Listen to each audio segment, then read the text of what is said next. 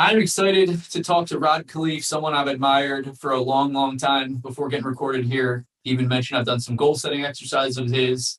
Not only a massively successful real estate investor, coach, philanthropist, but just an awesome guy. You'll see by his energy how he thinks. A ton of 80/20 levers going on in there that has allowed him to live life and enjoy and be here from sunny Sarasota, Florida. What's going on, Rod? You, my friend, let's have some Love it. fun today. Let's add I some love it. value. I'm excited. Let's make it happen. So I appreciate you having me on the show, Carlos. A pleasure and a privilege, man. And I'm gonna make sure to put your charity foundation in the show notes as well. I mentioned before we Thank went you. live, I made a donation there this morning. Very, very good thing. We're talking mindset. That's another huge 80/20 lever, which is doing charity donations for you guys that follow. That I started doing tithing this year, which has been absolutely amazing. Um, this is going to be a little bit of a flashy title or show description just because Rod has had so many units. He's a multifamily commercial guy. But I want to start just hearing your story, how you got started in real estate. And we'll kind of just take this conversation from there, man. Yeah, no, that sounds good. And that's actually a great place to start because it'll lend some framework to some of the stuff we can talk about. Yeah, so I immigrated to this country when I was 6 years old from the Netherlands. I was born in Holland, wooden shoes, windmills, and came over when I was 6 with my brother Albert, my mother's Vantje, and actually came over on a boat. I remember my mom crying when she saw the Statue of Liberty. That's about the only memory I have.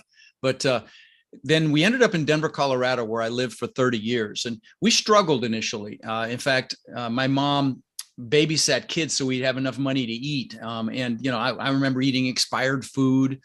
We drank powdered milk with our cereal in the morning because it was cheaper than regular milk. And I wore clothes from the Goodwill and the Salvation Army all the way through junior high school when I lied about my age when I was 14 and got a job at Burger King so I could buy my own clothes. And I'm sure you've got listeners that have had it harder than I did, or maybe even have it harder now. But you see, I knew I wanted more. And so, like I said, my mom had an incredible work ethic. She was a bit of an entrepreneur as well. And she babysat kids. And with her babysitting money, she invested in the stock market successfully, but she also invested in real estate. So when I was 14, she bought her first house across the street from us for about $30,000. And when I was 17, she told me she'd made $20,000 in her sleep on that. And I'm like, what?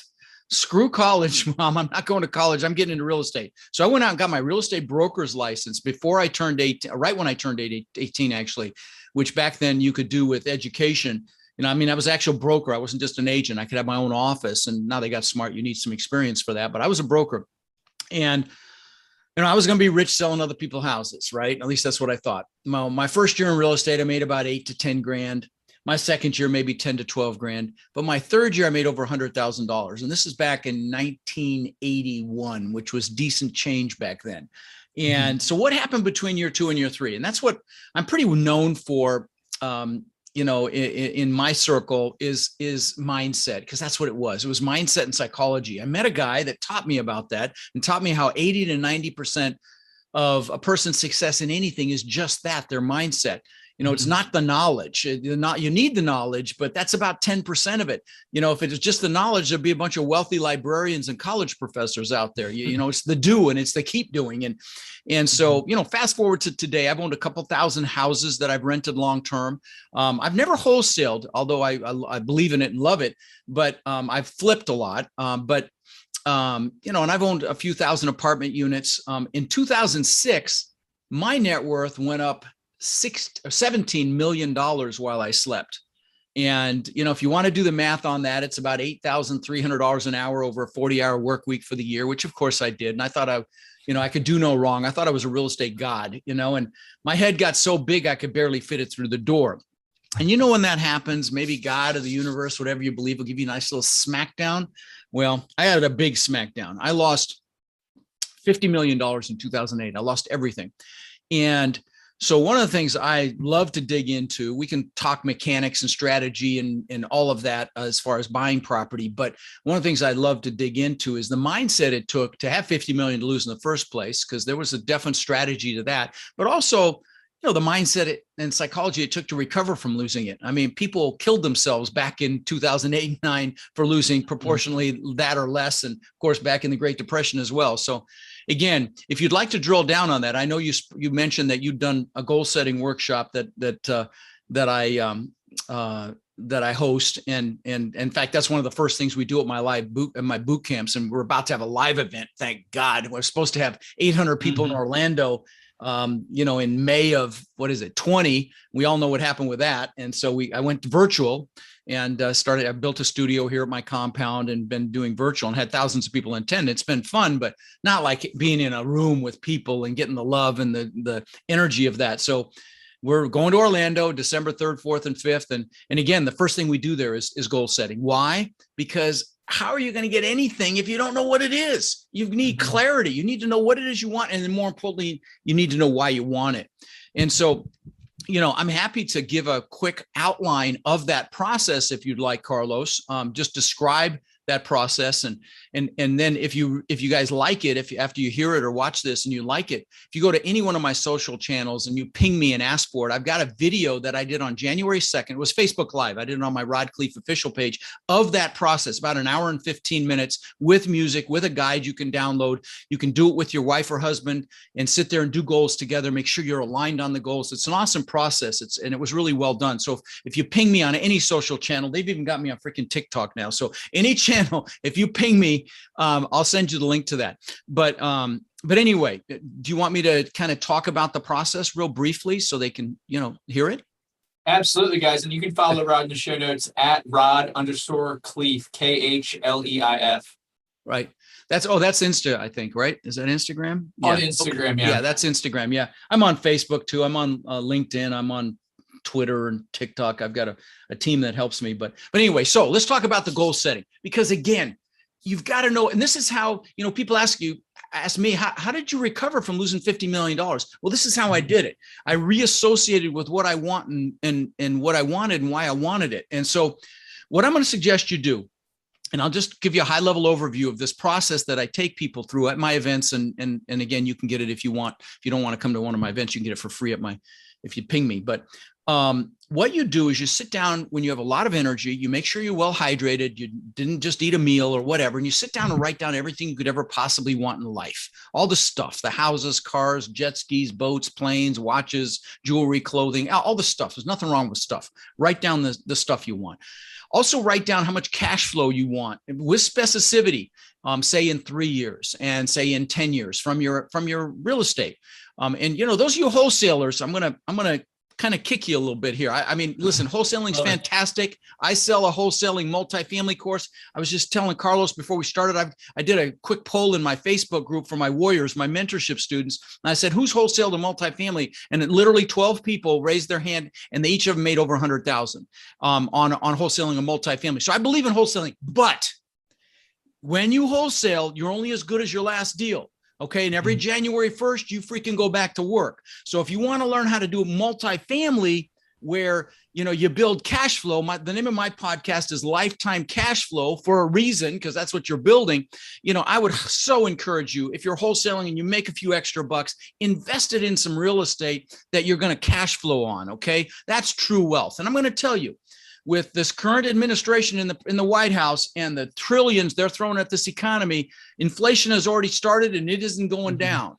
And so, why I say that is that's going to hurt a lot of people, but not the people that have cash flowing real estate. Because not only will the price of goods go up, the price of rents are going to go up. Okay. So it's just a great time to get into cash flowing real estate. But anyway, back to goal setting. So write down how much cash flow you want from your investments. Write down how much money you want in the bank in 3 years. You're in case the shit hit the fan fund, right? Or in 3 years, and then again in say 10 years. How much cash you want in the bank? Your security bucket. Then write down also what you want to do in this lifetime. I've got a travel vision board with all the places I want to go or places I love that I want to go again. Write that stuff down. Write down, maybe you want to write a book. Maybe you want to, climb every mountain over 14,000 feet. Maybe you want to, skydive. I did that a couple of years ago and I'll never freaking do it again, but it's off the list. So write down all that bucket list stuff. So it's not just the New Year's resolutions that are forgotten by February. This is everything you're going to do, be, or have in your lifetime. Okay. So that's how you approach this process. It's called goal setting on steroids, really. And so once you've written down everything you want to do, also write down everything you want to learn. Okay. So, you want to learn a foreign language, write that down. You want to learn how to play the drums. That's one thing I want to do. You want to learn multifamily investing, for God's sakes, come see me in Orlando in December. In fact, I'll give you it's a great deal right now, by the way. You can come and for $197, and it's rodinorlando.com, or text Rod in Orlando to 72345, and it'll give you the information. And guys, this is not some big sales pitch. Okay. I talk about my coaching for about an hour, full disclosure. That's it. The rest of it is full on training for 3 full days. It's drinking through a fire hose. I will tell you that. Bring your A game, and I will as well, but you will learn what you need to learn, everything I've learned in 42 years about this business. So anyway, that's the boot camp. But anyway, so if you want to learn multifamily, come see me. If you can't come to Orlando, if you go to realestatewithrod.com, I've got a website. That's my website. Nobody remembers my name, so I use that, Real Estate with Rod. And there's all kinds of videos and books and articles and all sorts of free stuff you can watch. And my podcast will help you as well, Lifetime Cash Flow. So, but if whatever you want to learn, write that down. And then lastly, write down who you want to help. We will do more for others than we'll ever do for ourselves. And again, what you're doing here is it's never about the goals. It's about you have to create what's called a burning desire. Napoleon Hill talks about this in Think and Grow Rich. You have to create that burning desire, because that's what gets you to push through fear, to push through limiting beliefs, or maybe you're comfortable.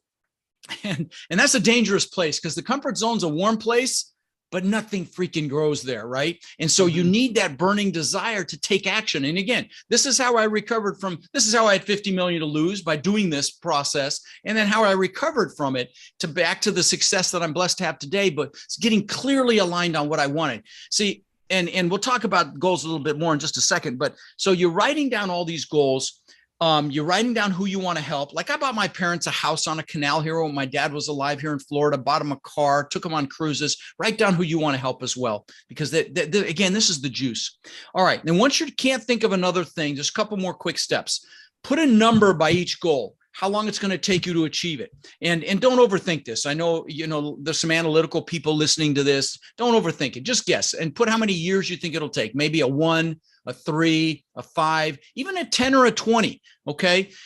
Recognizing that as human beings, we will overestimate what we can do in a year and massively underestimate what we can do in 5, 10, or 20 years. And I'll give you a great example of this. Back when I lived in Denver, I knew I wanted to ultimately live on the beach. And of course, there's no beach in Denver, maybe a little one at a lake that I went to, but palm trees, I visualized palm trees. I'd visualize the surf and the waves and of course, bikinis. I'm a guy, and I'd visualize all that stuff. And 20 years later, I built this $8 million, 10,000 square foot mansion on the beach. Not only did I own the beach on one side, it was a cut through an island. It was called Gulf to Bay. And on the backside, I had my boat lifts. It was spectacular. The home was just spectacular. But that was unthinkable when I was 18. So the reason I bring that up is not to brag. It's just to inspire you as to the fact that there's nothing you can't do, be, or have. So if you throw down that you want a private island or a yacht or a jet, just do it, because truly there's nothing you can't do, be, or have. You just have to make a decision. And then take massive action. But anyway, so you've put your time limits on your goals. Pick your number one goal. I mean, that goal, when you get it, you're like, oh my God, this is freaking amazing. That goal. And you've arrived when you achieve that goal. Now, if there's 2 or 3 that are equally exciting, just pick one. It won't matter for what we're going to do next. So pick that number one goal. Then pick your top 3 1-year goals.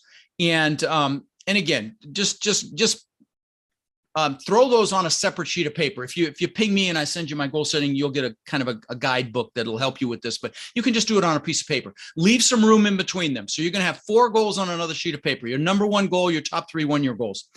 Now, at this point, you're ahead of 99.9% of the people on the planet that just do a New Year's resolution, and that, again, gets forgotten by February.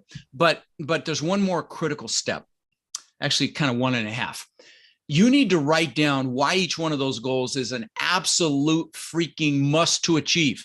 Okay. And I want you to use emotionally charged words. Words are incredibly powerful. They will move you. Words like amazing, beautiful, incredible, and use those. So you might write, so that I can show my kids what a life of amazing abundance looks like. So I can retire my husband or wife and we can live an incredible life of freedom, so that we can have that freedom to do whatever we want, whenever we want, wherever we want, bring whoever we want, whatever's going to juice you, write that down. Okay. And you might have some redundancy between the goals, similar wise for each one, and that's okay. But write at least a couple sentences for each goal, because again, this is the fuel that gets your butt out of bed early, stay up late, to do whatever the hell you have to do to crush it. In this, work, really grind for a few years like most people won't, so you can live the rest of your life like most people can't. This is that fuel. So don't short circuit this process. Take your time with this and just make sure you build that burning desire. Then, once you've got your whys down there, your positive reasons why, I want you to actually turn the other direction, put some pain in there if you don't achieve the goals, and make it freaking hurt, okay? So that I don't feel like a failure, so I don't fail my wife, so I don't fail my kids, so I don't live a life of regret. And here's why.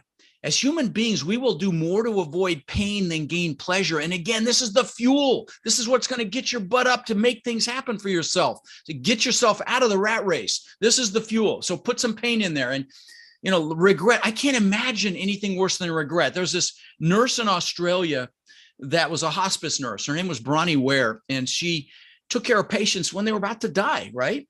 And she asked him a question, Carlos, and you know what the question was? It was, do you have any regrets? And she wrote a book about it. It's called The 5 Regrets of Dying. You know what the number one regret was? Not living the life I could have lived, living someone else's life, not doing what I know I'm capable of. I can't think of anything worse than that. So again, this prevents that from happening. So put your positive, negative reasons why. And then lastly, go out there and find pictures that resonate with you, that will juice you so you can put them around you. I'll show you an example of this in a second. But let me give you some public examples of this, actually. Jim Carrey, you can do declarations as well. Jim Carrey, when he was flat broke, wrote himself a check for $10 million. And for those of you, millennials, a check is something we used to use to pay for things. But anyway, so he'd go up by the Hollywood sign, flat broke, and he would look at this thing and visualize cashing it. That's how much money he made for Dumb and Dumber. Give you a more recent example, Demi Lovato. When about 10 years ago, she posted on social media when she was unknown, she posted, one day I'm going to sing the national anthem in the Super Bowl, one day, with ... And go watch the last this last one, the one before it. See who sang the national anthem in there. So I'll give you some personal examples for me. And please know, I want to pre-frame this. This is not me bragging. This stuff doesn't even interest me anymore. But I want you to see the benefit, just pivot whatever I describe here into what you want. And trust me, this works. So back when I was 18, I bought a 4-door car because I was going to show other people houses, right? They had to be able to get in and out of the car. I bought this bone ugly freaking Ford Granada. Yeah, I mean, just a real piece of, bench seat in the front. Anyway, but I worked with the guy I was telling you about that taught me about mindset. He had a couple of Corvettes and he let me drive one. And I'm like, oh my God, this is freaking amazing. So I got a picture of a Corvette, this is before the internet, out of a magazine. Okay. And I put it on the visor of my 4-door Granada. And so every day when I sat in the car, it'd be right there in front of me. Within a year or two, I had a beautiful Corvette. And I'll give you a couple more examples, car examples. So this is back when the TV show Magnum PI was out there. Actor's name was Tom Selleck. He was a detective in Hawaii, and he drove a Ferrari 308. It's the first time I saw an exotic, and I'm like, oh my God, that thing is so cool. I got a picture of that actual car, put on the visor of my Corvette. Within a year or two, I had a Maserati, looked just like it. In fact, the Maserati was actually in Scarface. I just found that picture when I was watching Scarface the other day. They only made 100, so it actually could have been my car. But anyway, I digress. I'm the guy that always wanted a Lamborghini. Okay. I mean, growing up, I had posters of the Lamborghini Countach in my bedroom with the girls, in bikinis washing them. I had all that stupid shit. But what's funny is my son collected models of exotic cars. He had a model of the exact same color and style Lamborghini that I ended up getting, which I wrecked. But the point is, get pictures, guys. They freaking work. In fact, I'll show you something. This is my planner. Okay. In the back of this thing, I've had pictures for 20 years. Okay. First pictures are my gratitude pictures. Okay. Pictures of my kids when they were young. My kids are now 30 and 26. So these are my gratitude pictures. Why? because everything starts from a place of gratitude. That's how you manifest these things in your life. I've even got a gratitude vision board behind my green screen here, okay, that I look at before I visualize my goals. And I know some of you analytical ones are going, please get on with the freaking real estate stuff. Trust me, this is more freaking important, okay? Trust me. So I got my gratitude pictures. Then I've got pictures of stuff that I wanted. This top picture looks just like the house that I built on the beach. Before I built it, I had 10-foot high glass like that, butt together like that, travertine floors like that. I mean, this looks just like it. Now, I lost that in all the craziness, okay? Now, I live in a compound now. I've got 6 buildings. I've got a big main house. I've got a 2-bedroom guest house. I've got exercise facility that's off the hook. I've got a media building with a theater room and a video studio that I built above it. I mean, it's just incredible. And because God's got a sense of humor, I'm on the bay now. My old house is literally right across the bay from me. You can just see, it's out in my backyard. But what's interesting is look at that bottom picture, Carlos. You see those white walls behind me? I mean, right there. Look behind me. That's my backyard. Isn't that crazy? This has been here for 20 years. It's crazy how this stuff manifests. Then I've got stupid crap like watches. I got a few $100,000 worth of watches that, stuff I thought was important. Again, I know this may not interest you, but figure out what does interest you and get pictures. There's a Lamborghini before I ever bought it. Rolls Royce, Bentley, all stuff that I got, stuff that I thought was important at one time to me, but get the pictures. Anyway, I'm done. But amazing, that man. process really works. Yeah. Yeah, it really does. And I mean, I haven't had that level of, success just yet in my life, but what I've accomplished, I definitely attribute to all that stuff. Some people say law of attraction, but I would say for you mentioned the analytical people, which I often mention them as well, just having my own conversations on these interviews over the years. But for the analytical people, it's the science is there that even shows basically having your goals outlined and writing them every day. It's like a 50 or 60% chance more likely that you have them than people don't. It's your reticular activating system, like we talked about before we started recording. And guys, if you don't know what that is, probably if you listen to Carlos, you do.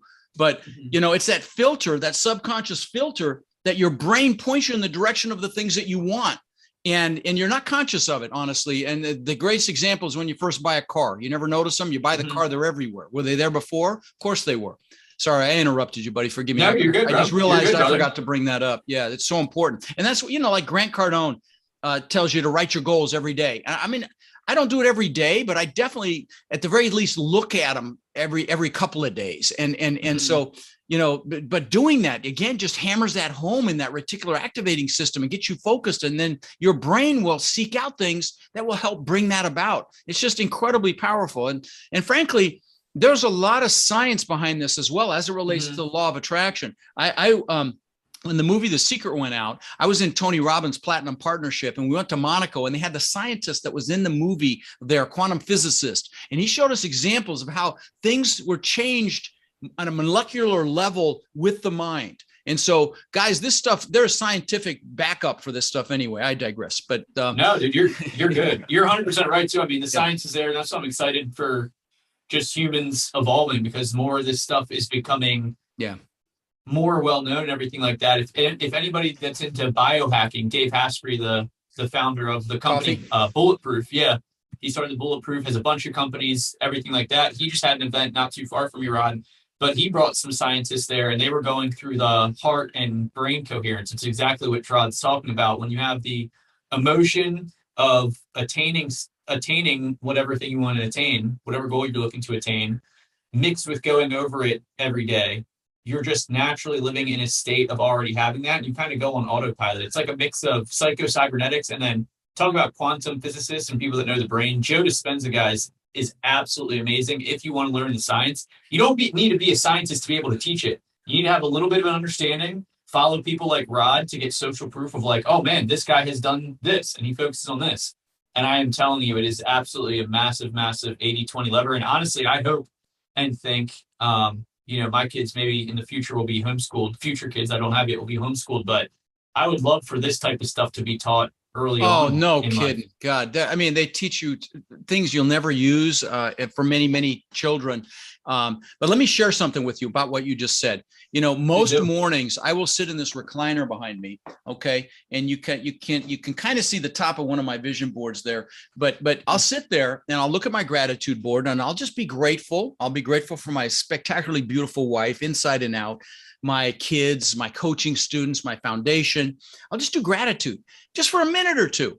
But then I'll do gratitude for the things that I want as if I already have them. Okay. And sometimes I even get emotional being grateful for things I don't even have yet. I know that sounds goofy, but why? Because it freaking works. Okay. When you just like Carlos was saying, it absolutely works. And so I'd encourage you to do that as well. In fact, I had a recording. I need to do it again now because my goals have shifted and I've attained a lot of my goals. In the back of this book, I've attained everything in this book with the exception of the six pack abs. I got a picture of six pack abs back here.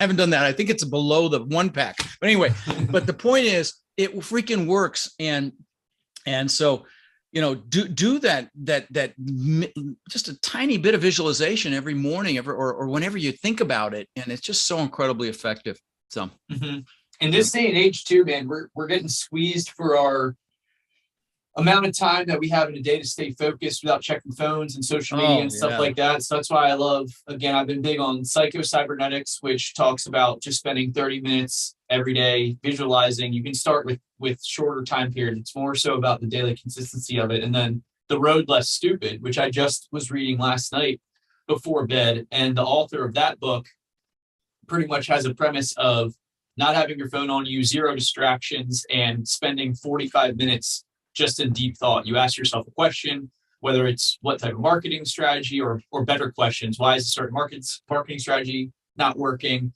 If I only had one client the rest of the year, how would they be so thrilled with the customer service that my business will 10x? So like thoughts like that or questions like that, dedicated, deep focused, time to think, visualize, whatever it is.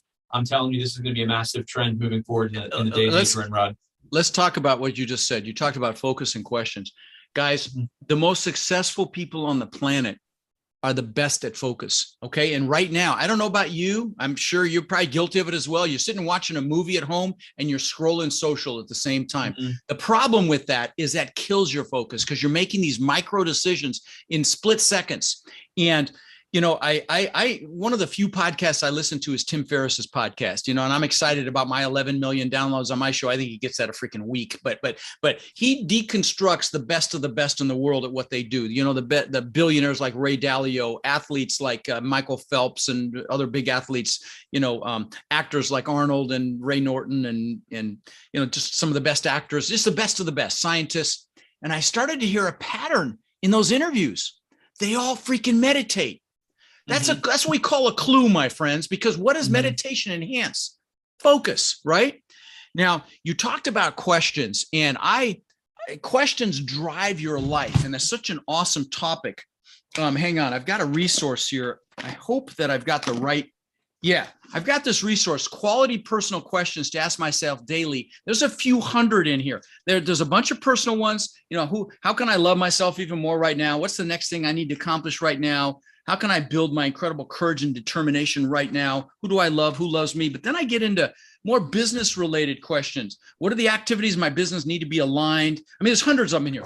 If you guys want this, text the word questions to 72345. Now, for some reason that doesn't work, ping me on social and I'll get it to you. But I think that's it. I haven't mentioned that in a long time, but it's an awesome resource, free resource for you. I'm pretty sure it's questions to 72345. But yeah, I mean, truly, we're asking ourselves hundreds and at least hundreds of questions every day, and they need to be positive questions, and positive statements. Back when I immigrated this country, I got thrown into school when I was 6 years old. And I didn't speak English, and I discovered bullies for the first time. And I got my butt kicked on a regular basis. And then my mom thought it'd be really helpful to send me to school and for show and tell in wooden shoes and those leather shorts the Germans wear for Oktoberfest. So I got my butt kicked again. And and then I had an incident on the playground with this girl and humiliated me, or at least perceived to, in my perception, was humiliated me in front of a bunch of kids. And so I came up with a bad question, which was, how can I show them I'm good enough? Now, that question had two sides. One, because it caused me to be super successful, but, it cost me my first family too. And so I'm going to tell you that, if you're listening and you've got a limiting belief like that, or a limiting question, that you're not good enough, or you're not old enough. And we tell ourselves these stories. I'm not old enough. I'm not analytical enough. I'm not smart enough. I don't have enough money, whatever. They're just stories. And what I would tell you, though, is if you have any of those limiting beliefs, there's a reason that the acronym for belief systems is BS, because 99% of them are. So if you have any of that stuff pop up, make sure you pull it out into the daylight consciously. Look at it with your adult rational mind. Recognize that it's BS, but you got to do it consciously. Don't let it go by. So, and that's what I did with mine.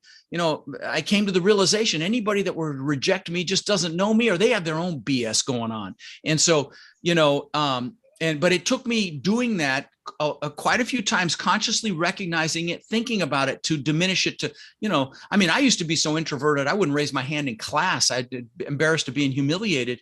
And now I speak in front of thousands of people a year. Mm-hmm. But so if you've got that, the key word is consciously. Think about it consciously, rationally, look at it, recognize it's BS, and it will diminish and eventually go away. If you've got something like that's holding you back. Love it, man. Yeah, I'm 100% with you, Rod. You need a certain level of mastery just in your basic mindset to believe it's possible, believe in yourself. Mm-hmm. Everything like that is absolutely massive. I could spend the entire day or do a little mini boot camp with you. Let me say one thing. Let me say one thing else before I forget, buddy. And I'm sorry to keep interrupting you. I just want to give you as much value as I can. Let's talk about leaders for a minute, because every one of your listeners is a leader. And right now, with all the crap that's going on out there, the world needs leaders more than ever. So listen up. You are a leader. I don't care if you're just leading your family, or maybe you lead your group of friends, but you wouldn't be listening to Carlos if you weren't a leader. So pay attention to your focus right now. Don't get caught up in the fake news, or the news isn't there to inform us. It's there to startle us and scare us and frankly BS us at this point. So don't get caught up in that. Stand guard at your mind. Bring in the good stuff. I do these 5-minute own your power clips on my podcast. Even if you're not interested in multifamily, you get tremendous value from those. I've done hundreds of them. They're very motivational. I'll juice you every week. But if it's not me, go to YouTube University and watch the motivational stuff there. But don't get caught up in the negativity, because whatever you focus on is going to grow larger, both positive or negative. Okay. So if you're focused on that crap online, the media, that's going to get bigger, and you'll get frustrated and angry. I've even found myself doing it. And I'm like, you need to look in the mirror and pay attention to what you teach, Rod, because I found myself doing it. But so stand guard at your mind, bring in the good stuff, because you want to be focusing on the things that are going to make you and help you flourish. I don't even, get the newspaper anymore. I'll glance at the news to look at the headlines, but that's it, because it's all negative. So that's very, very important. And there was one other thing I was going to say. Oh, talk about goals for a minute. You mentioned my foundation. I just want to tell a quick story about how that happened. So I talked about that house I built on the beach. Took me 20 freaking years to build that house, to make it happen. 3 months after I moved in, I'm floating in my pool at night. My family is inside sleeping, and the pool is changing colors. I mean, this house was magnificent. It was a giant waterfall from the second floor balcony into the pool. You had to walk through the waterfall to get into the pool. The pool was in magazines. It was just beautiful. The big elevator, wine cellar, big staircase up through the middle of the house, spiral staircase. On the second floor, I'll just finish with this. On the second floor, I had an aquarium built around the staircase. It cost me almost $200,000. So it gives you an idea of the house. So I'm floating in the pool at night. I'm looking up at this testament to my ego, which is really what it was. It was to prove the world I was good enough. And I got depressed. And this is 3 months after I moved in. Okay. And I don't mean little bummed. I was a lot bummed. And I'm like, what the hell is going on here? Because I had just achieved success, by 1,000 by societal standards. Well, there were several things happening I want to share with your listeners before I pop off here. One was, it's never, that you need the goals, but you never achieve a big goal without having other goals lined up behind it. Because like the good book says, without a vision, the people perish. You need a vision for the future. And I didn't know what I was going to do next. So that's one key, and that ties into goals. So I just want to throw that. But the other thing is, it's never about the goals. You need the goals to push you and propel you and motivate you and get the burning desire. But happiness comes from progress and growth. So And I didn't know what I was going to do next. So here's what's critical. And I teach this at my boot camps, this planning process, which includes the Pareto principle, by the way, the 80-20 rule. But it also includes making sure you celebrate anything you get done on a weekly basis, no matter how small. Because if you do and you're progressing and growing, it doesn't matter if you have setbacks or failures. you're still progressing. I built 27 businesses. Several have been worth tens of millions of dollars. I don't call them failures. I call them seminars. That was a $50 million seminar. But most of those 27 businesses were spectacular flaming seminars, right? I got to meet the billionaire owner of Spanx, Sarah Blakely, the women's undergarment thing. She started with $5,000. Now she's worth like $4 or $5 billion. But she told me, I met her at her mastermind. She told me that her dad used to ask her and her brother once a week, what have you failed at this week?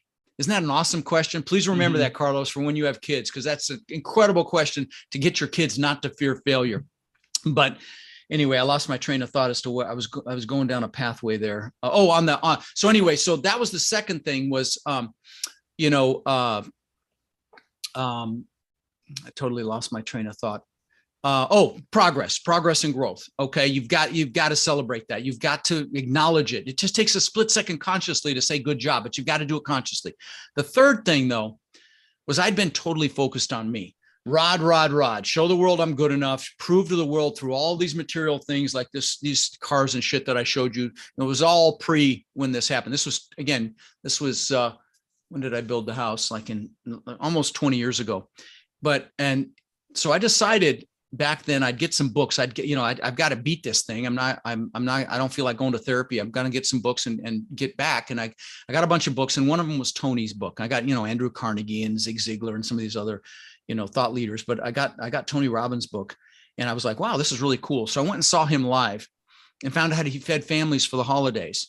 And I'm like, wow, awesome. I have not done anything for other people up to this point. It took me to be 40 to get that memo.